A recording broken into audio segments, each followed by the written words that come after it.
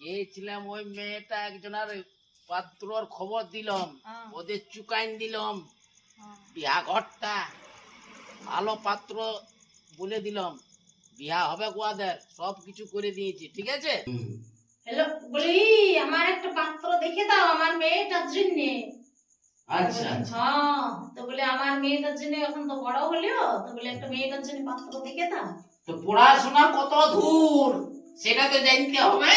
হ্যাঁ, সে বলে দিছি, পড়াশোনা বলে দিছি ঘটক মশাই, পড়াশোনাটাও বলে দিছি। পড়াশোনা এই তো ফার্স্ট ইয়ারে কয়েকদিন করছে।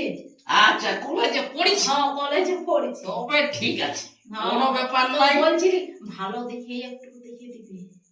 আমার হাতে মানে কারা বাগাল থেকে একদম অফিসার পর্যন্ত যত কিছু অফিসার আছে, ডাক্তার আছে, সব আমার হাতে আছে, কোনো চিন্তা নাই।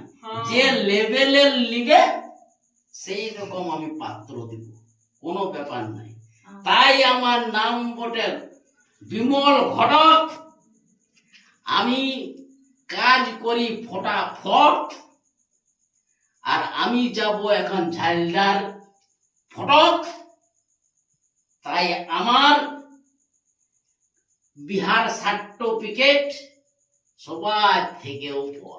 ওই জন্যই তো ঘটক মশাই বলছিলাম যে আমার মেয়েটাও তো এবারে হলো, বড় হলো, দেখতে হবে ভালো, গত দেখি একটু ভালো, যেমন ছেলেটা ভালো হয়। আজকালের যা দিনকাল চলছে, মাতাল তাতাল যেমন হয় না। কোনো চিন্তা নাই। মাতাল হইলে দেখছো না, মাতালের ঘরে কত সুবিধা, তাইলে?